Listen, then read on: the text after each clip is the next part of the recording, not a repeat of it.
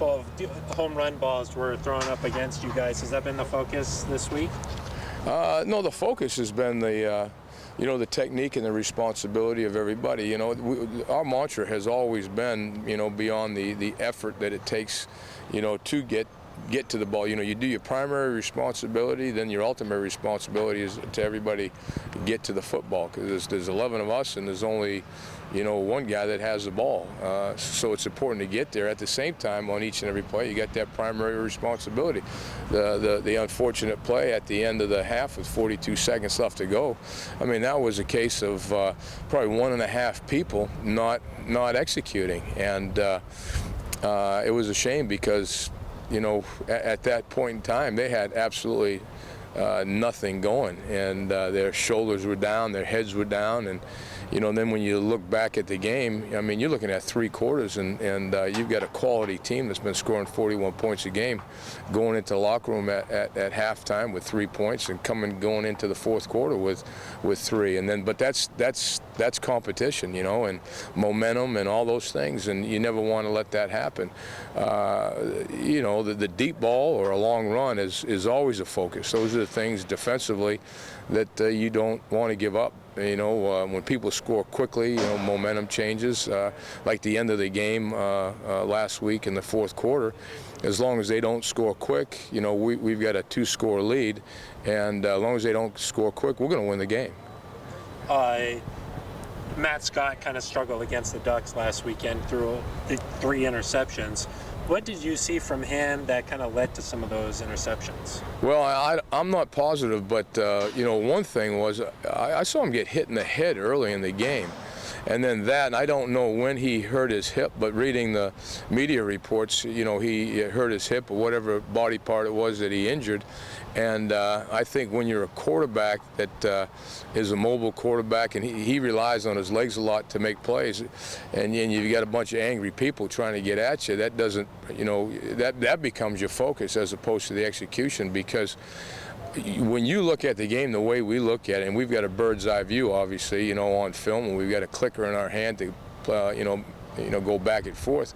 I mean, especially in the pass game, there were things that were open that they just didn't hit. They didn't see for one reason or another, whether it was the pressure the Ducks put on them or he just didn't see them. I mean, at times he was back in the pocket, and he just had one of those games. I remember a wheel route up the sideline, and he if any miss he has, it's always high, and he hits the running back down by his ankle somewhere, and the guy is just absolutely wide open. He might be still running today. So, again, all those things in execution are critical, but you can never tell what it is that prevents, especially that quarterback position, from not being effective or effective he has been, anywhere from just the teammates that surround him to his own individual issues. And in his case, I truly believe it might have been because of injury. So is the key kind of to rattle him up a little bit?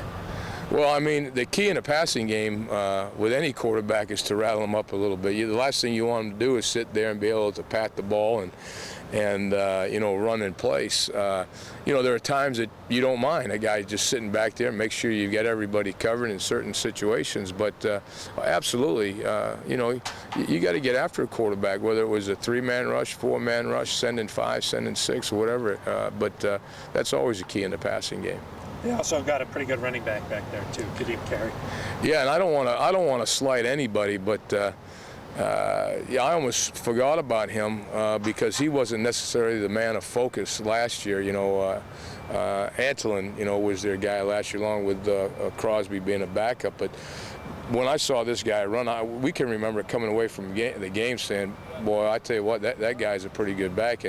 And I think he very, very quietly and kind of under the radar is one of the best backs in this conference, if not the best back in the conference. He could go the distance at any time, and then not only with his speed and his shiftiness, because he does a great job of making you miss in the hole. At the same time, he could go the long distance on you, and you're going to have a hard time catching him. So you got to stop him before he gets started. Hundley and Scott both kind of similar quarterbacks. Does it make it easier to get your defense prepped? You're being playing that you played one previous week. To me, Hundley was a big, mobile, athletic quarterback, and he had good speed. But he was more predictable as to where he was going to escape. Scott is an absolute, he's crazy, you know, because he's one of these quarterbacks that you dread.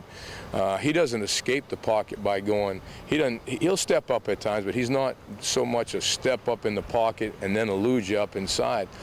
You know, when he takes off, he feels the rush, and he's going to go lateral and get outside you, and breaks down. It hurts them from a protection standpoint. It breaks down their protection, but it hurts you also that if you're not sound in your rush against him and make sure you secure the edges on him, he gets outside, and now that puts a stress, a strain on the coverage, because you got to plaster in your coverage and just, you know, stay with your man, stay with your man, stay with your man. Be disciplined if you're in a zone coverage, staying up on top until he heads downhill and crosses the line of scrimmage. So vastly different as to how you set a net on this guy. There is no net big enough for Scott. I mean, he's going to use the entire field to make plays with his feet. The